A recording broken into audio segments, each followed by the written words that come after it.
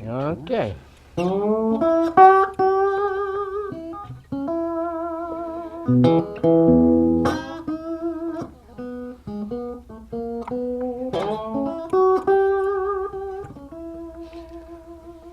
We're here in the studio today with Jeremy Spencer, one of the original members of Fleetwood Mac, member of the Rock and Roll Hall of Fame.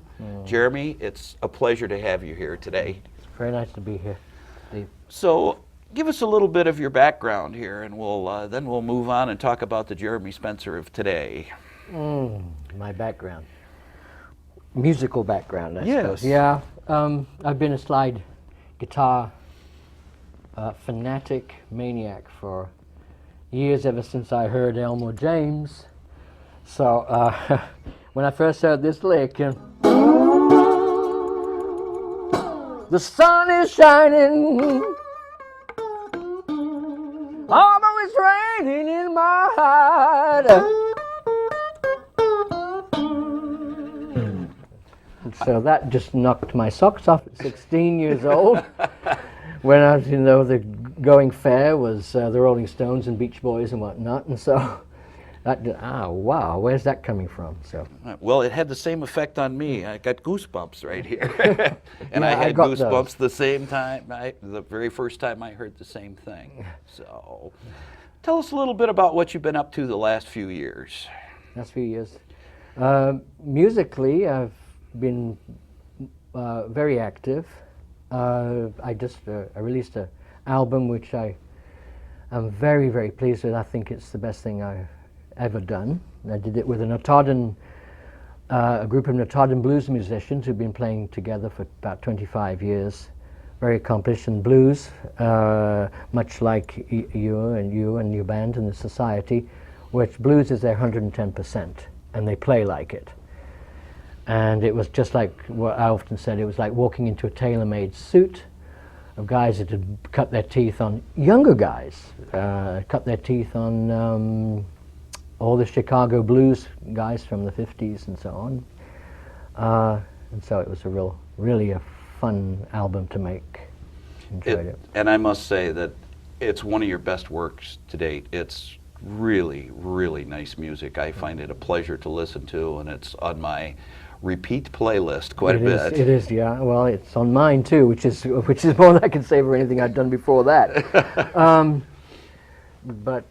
And it's called Precious Little. And I would recommend that It's everyone on pick up a Blind copy. Pig Records. Absolutely. Okay. It's blind. It is on the Blind Pig label, and it's readily available. And I would recommend folks pick up a copy because it's an amazing piece of work. So really, you've been playing just for about the last 5 or 6 years more than you had in previous years.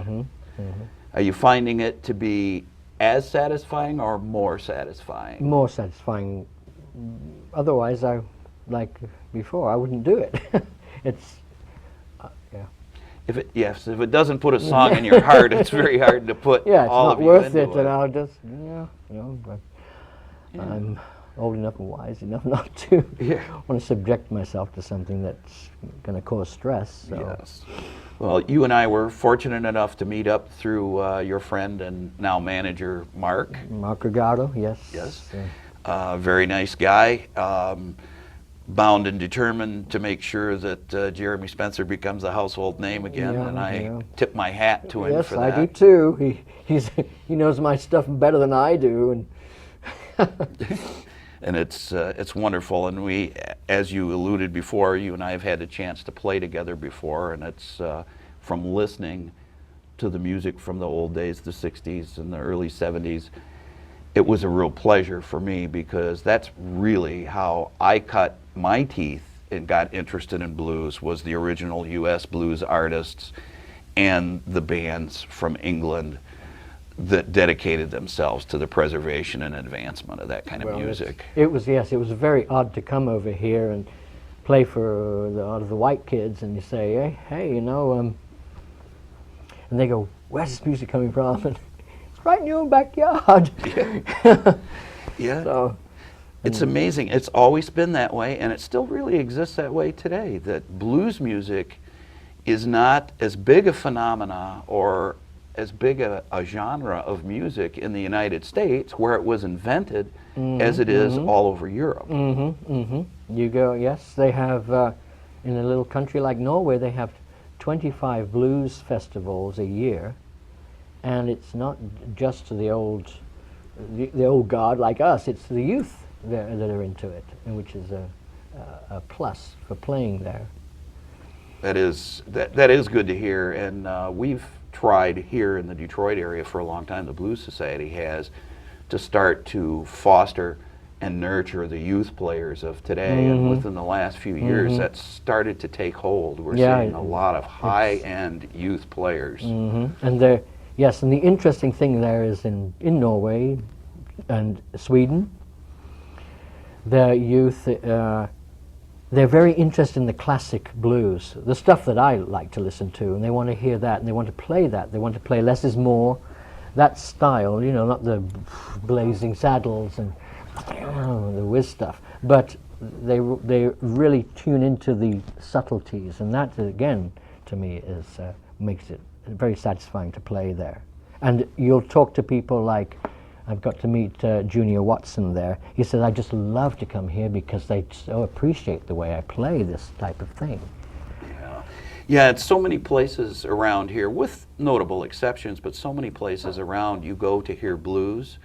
And unfortunately, the music becomes a background for selling high-priced barbecue food, and there are very few blues purists in the room who are there to listen to the music. The notable exception to that, of course, would be Callahan's in Auburn Hills, where you played in March of last year. And those people were there for the music, and you could tell. Yeah, absolutely. Yeah. And it's just, it's wonderful. I've dedicated my life to blues many years ago. The person who got me the most interested and worked with me actually on a mentorship basis was Luther Allison. And he was another one who found no notoriety and no chance to make a living in the United States and moved to Europe and became basically a superstar after his move to Europe. And his son is quite, does quite the circuit there too. Yes, he does. Bernard comes through Detroit at least 2 or 3 times a year and spit an image of his dad. But you talked about the traditional blues. I'm with you on that. I even go back so far as to, I really enjoy the Son House music, the stuff that came from the pit of people's soul. Oh yeah. And it's moving. Very. It really is moving. So why don't you show us a little bit technique-wise on a slide guitar, and if you'd like to talk while you're doing it and show us the different styles, maybe talk about the tuning, what makes it different. Okay, I'll have to nutshell this. Okay, well, basically you can take any guitar and raise the action, I use 10 to 48, 10 or 11. This is for the guitarists out there. I don't have to get into a big description. 10 to 48 set, and raise it pretty little high so that it's springy. I like that springiness. There's a little bit of and so, but that gives me room to.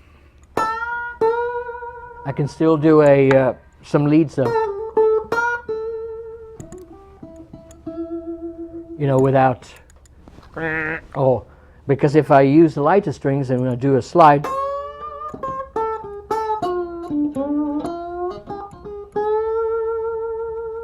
I'll get a lot of rattle on the frets if it's the gauge is too thin and too flat on the thing. So